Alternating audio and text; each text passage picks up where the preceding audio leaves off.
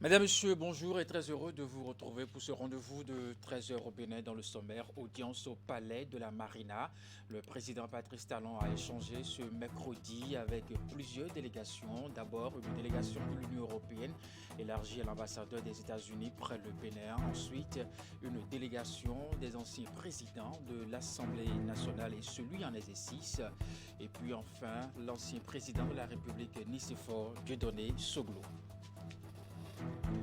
Le ministre de l'Agriculture, de l'Élevage et de la Pêche s'est rendu ce mercredi matin au port de Cotonou. Gaston Kossi-Dossoui est allé constater en personne le débarquement des intrants agricoles prévus dans le cadre de la campagne agricole 2022-2023. Le navire qui a accosté a à bord près de 42 000 tonnes d'urée.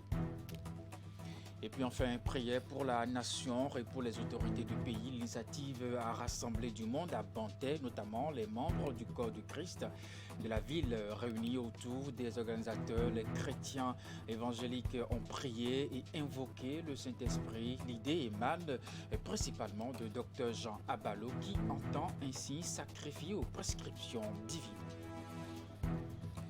Mesdames, Messieurs, c'était le sommaire de ce 13 au Bénin. À nouveau, bonjour et bienvenue en bref et en images ce mercredi.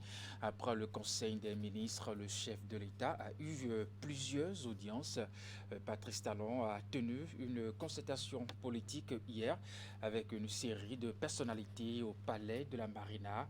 L'ex-chef d'État Nicéphore Soglo, d'anciens présidents de l'Assemblée nationale et celui en exercice, Louis Vlavounou, ont échangé avec le président de la République. Rien n'a donc filtré de ces tête-à-tête. Et puis au cours de cette même journée, le président de la République a ensuite accueilli une délégation des ambassadeurs de l'Union européenne, élargie à l'ambassadeur des États-Unis près le Bénin. Les avis et propositions des différentes chancelleries sur la gouvernance et les réformes en cours au Bénin étaient à l'ordre du jour. À la fin des échanges, le patron de la diplomatie béninoise a expliqué le but de cette rencontre. On écoute donc Aurélien Agbenossi.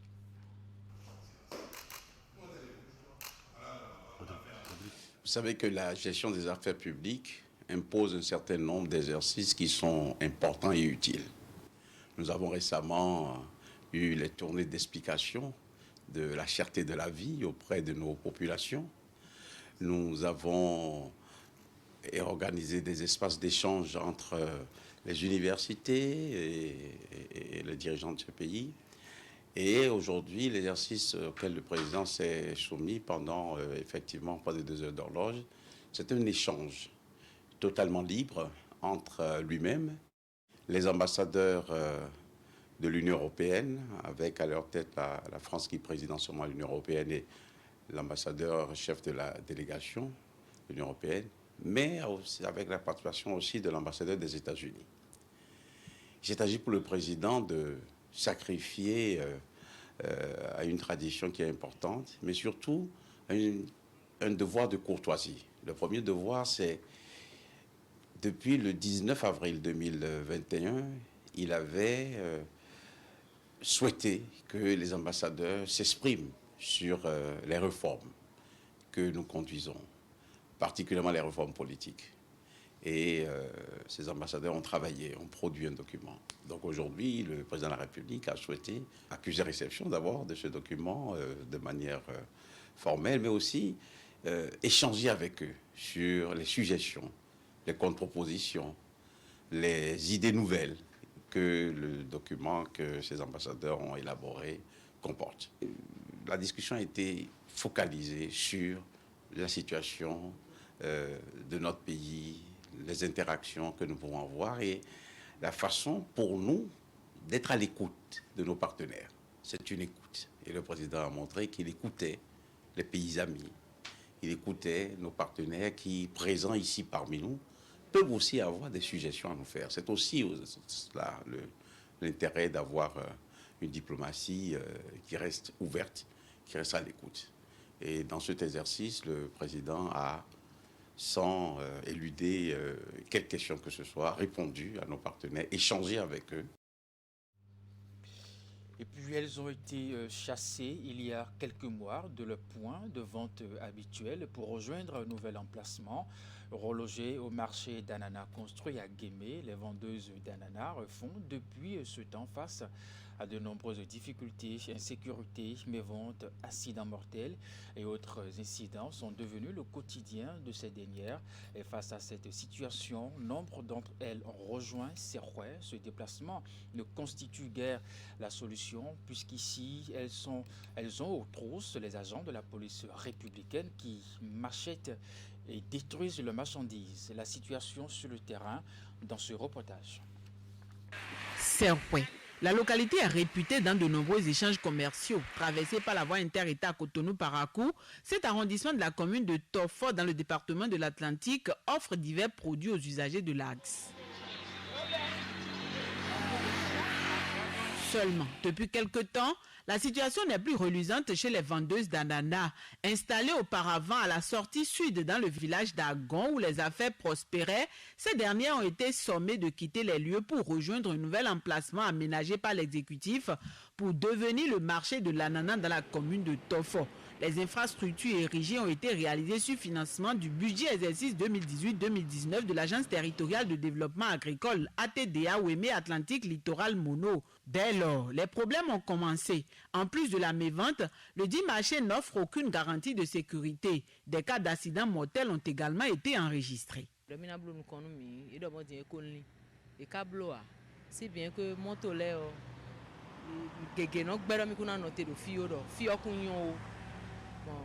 a créé ou fait d'arronumi, milo nous savait à Gbamiton la bidou bleu. A Joto l'olé ya donné mi effié. Et non Adidas ça que miton bikpo kwepo. Moi j'ai me de voler de fibo les voix abule Adidas ça que de sous tomber loi ouais. Nous les fions comme miton zamé. Do tesa dans mes fini. Moi to la rofi miton fini. Ba milo e. Nye jaya nana se ko yen mode.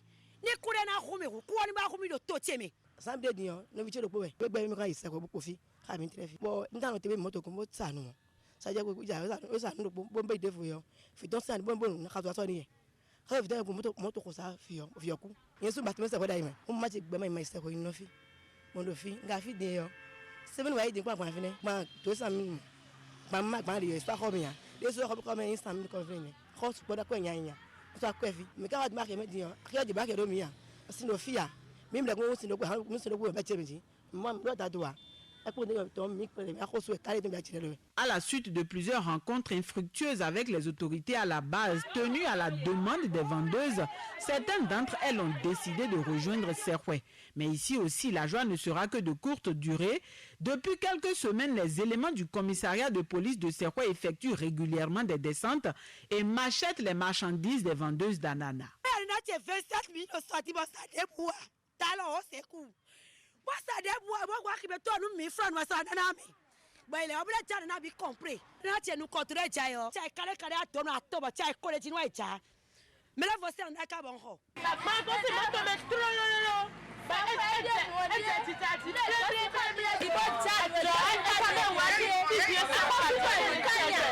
mi la khore gba yo enda kho akwale wa yihu mi lo pre mo le suku e lo kho ko fe 5000 mi la yo mi na le suku ko eton e o tike ba mi dia mi na le na tike nu mi e lo no fine ti wa mi na no force mi ja ka mi kura fine o e la na mi to ja e khon gbe. S'il vient ici là, on prend nana pour mettre ça dans le champ, on vend un peu, on ne pas déplacer. Ils sont arrivés ici, ils prennent un couteau pour en train de faire jo. Ils ont coupé tout. Ananas, s'il peut trouver une place à Serrouet ici là, et on va rester là, c'est bon. Mais là-bas, ce n'est pas bon. On ne peut pas rester là-bas. Dans 3 jours, à cause de problème d'eau. À Massa, nous 3 jours, à cause de point hier. Nous allons à Serrouet, Dieu, que les gens n'ont pas de Serrouet. Fin de Rossou, au secours, à quoi il y a. Nous, et blanc, nous, il y a quelques bois à l'encore. Non, mais derrière les autres, on vient nous, il y a un petit talent aussi.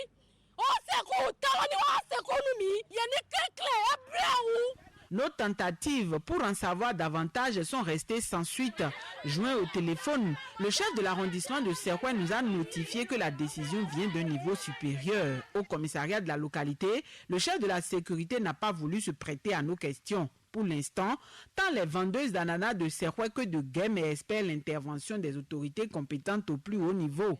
Même si elle salue l'initiative de la construction d'un marché d'ananas, elle déplore l'emplacement choisi, le manque d'aménagement de l'espace ainsi que l'insécurité à laquelle elles sont exposées. Ces vendeuses affirment être ouvertes à toute autre proposition qui mieux les arrangerait.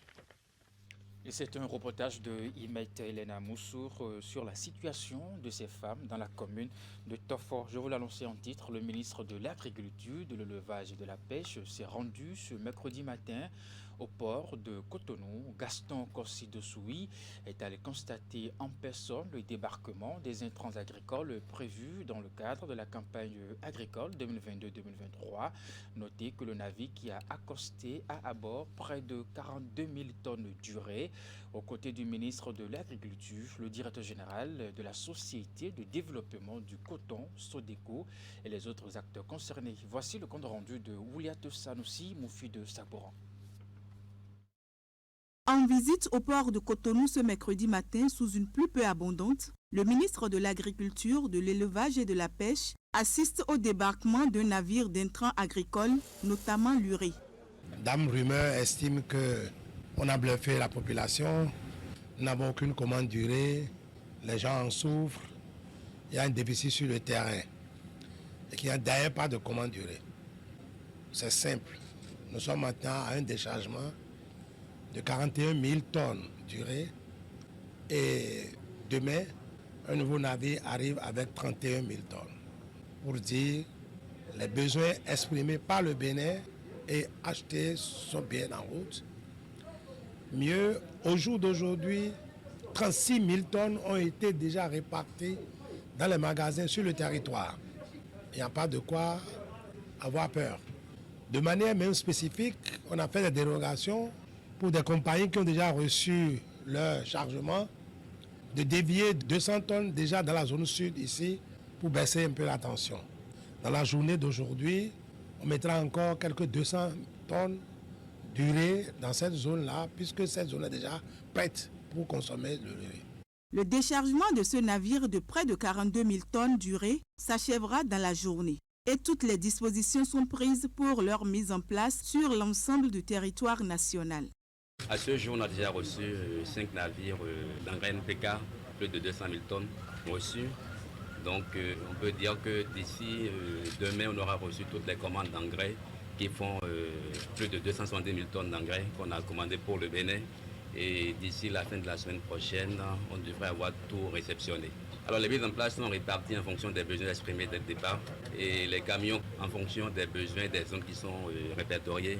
Les camions vont directement vers les zones pour que les intrants commandés soient mis en place dans les magasins qui sont prévus à cet effet, magasins auprès desquels les cotonculteurs et les producteurs de façon générale vont s'approvisionner pour avoir les produits dont ils ont besoin.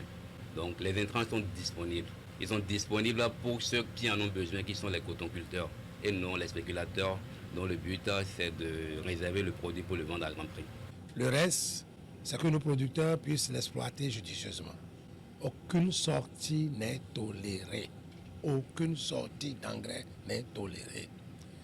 La campagne agricole se déroule sous de bons auspices au dire du ministre de l'Agriculture. Le prix du sac d'engrais de 50 kg, urée ou NPK, est à 14 000 francs CFA avec une mise en garde faite aux spéculateurs.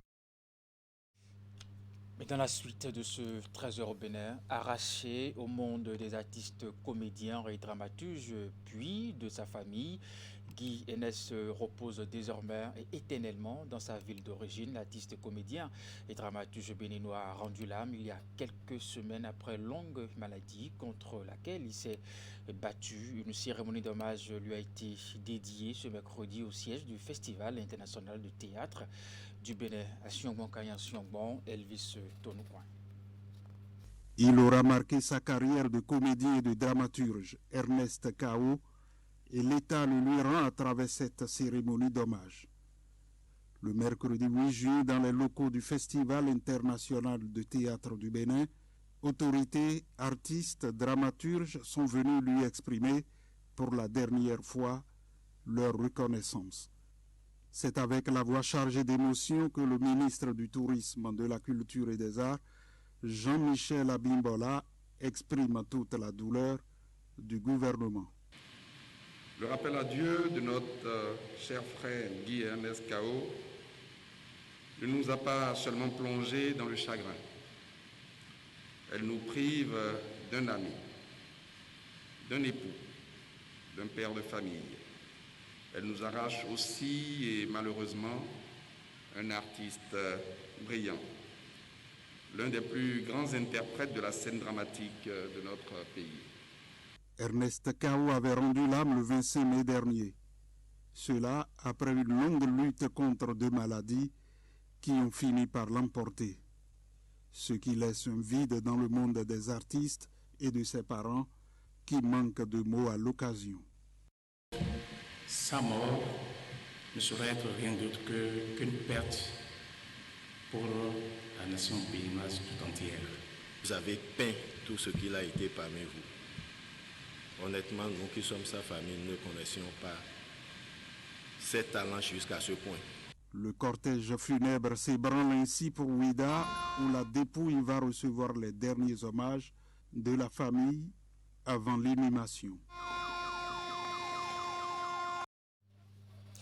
C'est la fin de l'exode rural pour eux, conséquence d'une activité de vente de CD qui ne marche plus à cause justement de la numérisation des données musicales. Quand on parle de la vente de CD à Cotonou, il y a le nom d'une localité qui est associée à You, qui est un arrondissement de la commune d'Aladar dans le département de l'Atlantique. Cette activité économique était l'activité principale des jeunes de cette localité. Ce commerce avait provoqué le phénomène d'exode rural.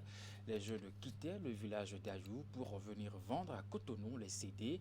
Mais depuis l'avènement du numérique, cette activité retourne au ralenti. Conséquence, le mouvement est à l'inverse. Les jeunes abandonnent le commerce, quittent Cotonou pour regagner le village. Alors, un retour des autres certainement difficile pour ces jeunes qui doivent repartir de zéro, retrouver une certaine confiance en eux et entreprendre de nouveau. Comment ce retour est vécu par ces jeunes et quel plan pour l'insertion professionnelle de ces jeunes? Reportage de Idriss Boukari, Elvis Tonouka. Ayou est l'un des 12 arrondissements de la commune d'Alada dans le département de l'Atlantique. C'est une localité située à 7 km du centre-ville avec une population d'environ 6 000 habitants. Parmi les activités économiques qu'exercent les jeunes d'Ayou, il y a une qui a traversé les générations, la vente de CD. À Cotonou, la plupart des dévoués à cette activité viennent de cet arrondissement. Le commerce a une histoire. Et ça date de longtemps. Ça va commencer par les CD, les disques compacts comme on le dit. C'est commencé d'abord par les billets de loterie qu'on vendait, entre-temps là, et qu'on vendait à 100 francs, 100 francs. Mais de la loterie, on est passé à la cassette. Cassette enregistrée, les bandes magnétiques qu'on enregistrait là. Avec la cassette, ça a commencé par marcher de plus en plus. Bon, les disques compacts sont arrivés, je ne sais à quelle année, ça doit être dans les années un peu avant 2001. Et donc, cela est venu faire disparaître cette affaire de bandes magnétiques enregistrées. Et les gens ont commencé par vendre le CD. C'est comme ça que l'activité de CD a évolué. Activité de vacances au départ pour certains, la vente de CD a fini par devenir une activité pérenne grâce à son succès et les bénéfices qu'elle génère.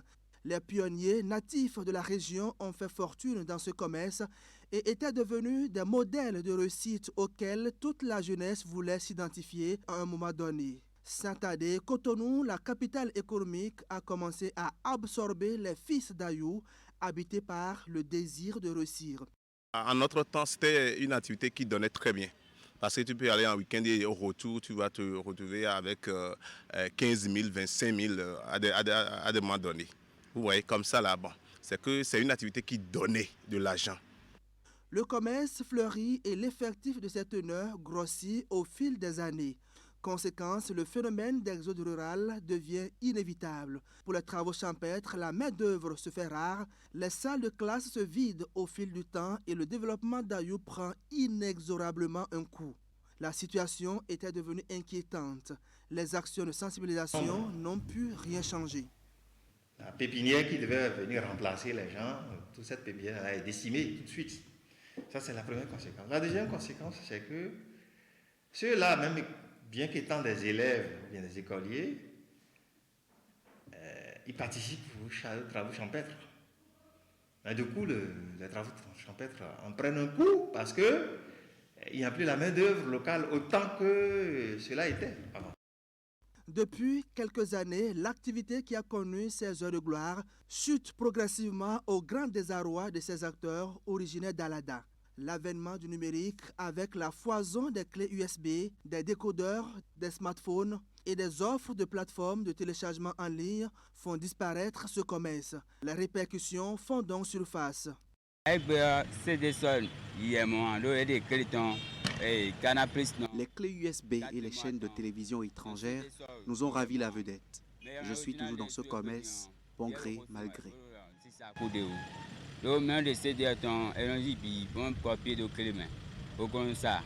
Confrontés à cette réalité, ils sont contraints de regagner le village.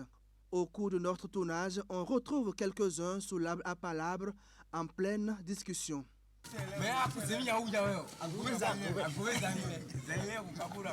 La raison pour laquelle j'ai laissé, quand ils ont fermé les frontières, il y en a les choses. Et les CD sont chers. Et nous aussi, on ne vend pas, on vend ça moins. Et avant, on vend ça à 100, 500. Et actuellement, quand ils ont fermé les frontières, nous aussi, on achète ça sur 300 et vend 350. Mais c'est peu.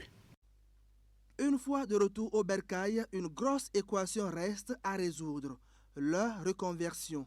Pour la plupart, ils ont abandonné les classes pour animer le marché de vente de CD à Cotonou. Avec ses moyens limités, le chef d'arrondissement met en place un programme de réinsertion professionnelle de ces jeunes. D'autres ont déjà évolué dans les apprentissages des métiers artisanaux. Il y a une école à Tori là, et nous venons d'envoyer 10 qui sont encore là sur place et qui apprennent l'agriculture. Bon, à côté de ça, il y a des gens qui ont des ateliers par-ci, par-là, à qui nous confions des jeunes pour dire, bon, toi, va apprendre telle chose, toi, va apprendre telle chose. Et ceux qui vont dans les écoles d'agriculture, quand ils reviennent, nous leur avons proposé qu'on va leur trouver des terres qui sont déjà disponibles pour leur promotion. Quand bien même certains tentent de s'adapter à la situation en associant à leur commerce initial la vente des accessoires de téléphones portables comme les incassables, les cartes mémoire et autres, d'autres ont préféré jeter l'éponge pour apprendre un métier et assurer leur avenir. Certes, Ayou perd le contrôle de son activité économique vieille de plusieurs décennies, mais regagne la main-d'œuvre pour reprendre la voie de son développement.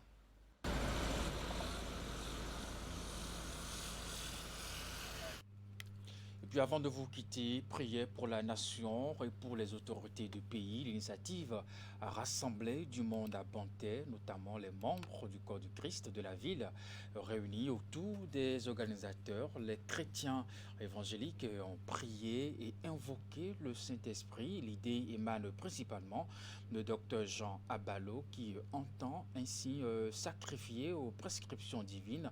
À l'occasion, la population a été invitée à l'obéissance, le respect de l'autorité ainsi que des lois de la République. Le but visé est de faire retrouver à la ville son image avant les derniers incidents électoraux enregistrés, mais aussi exorciser la ville de Banté, de tout esprit qui entrave son développement. Reportage. Lendemain de la journée commémorative de la descente du Saint-Esprit sur terre, le lundi de Pentecôte a été spécial au pays des pactes de terre. Sur initiative de Dr Jean Abalo, les chrétiens évangéliques se sont retrouvés pour prier. La manifestation s'est déroulée sur le terrain de sport de l'école primaire publique de Banté Centre. Responsables d'église, fidèles et autres ont chanté, imploré le Tout-Puissant, mais aussi invoqué le Saint-Esprit.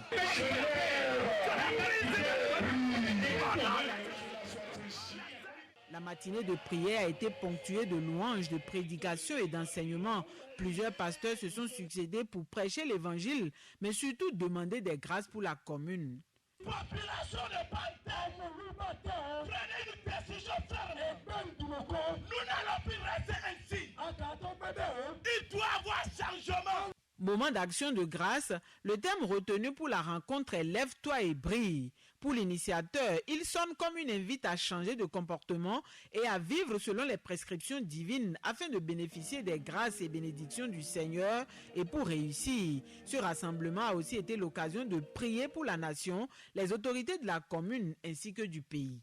Vous n'êtes pas sans savoir que la commune connaît beaucoup de difficultés depuis un certain moment. Nous avons, nous, enfants de Dieu, l'obligation de nous lever pour prier et contrer ces difficultés. L'image que la commune de Banté reflète dans la tête de certains compatriotes doit être effacée à travers les enfants de lumière. Nous avons l'obligation, qu'on soit de quelque bord que ce soit, de prier pour la nation, de prier pour ceux qui sont des autorités dans ce pays. Que vous les aimez ou non, que nous soyons contre eux ou non, nous sommes obligés, ça c'est un devoir biblique, de prier pour eux, d'intercéder pour eux, dans la pluralité des opinions. Vous devez être ce chrétien-là qui respecte l'autorité, qui respecte les textes de la République et qui fait de ces comportements un comportement de référence. Rassurez-vous,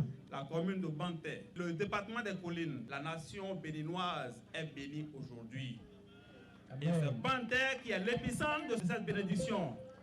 C'est en cela que je suis l'homme le plus heureux aujourd'hui. Toutes les différentes prières qui sont formulées, j'ai la foi et la conviction que ce ne sont pas des paroles vaines, c'est des prophéties. Je sais que ces prophéties s'accompliront. Pour les uns et les autres, l'initiative est salutaire. Elle doit faire école dans d'autres congrégations. Cet intense moment d'invocation va non seulement faire rejaillir des bénédictions sur la localité, mais va surtout permettre de chasser les esprits malveillants et tout ce qui entrave le développement de la commune.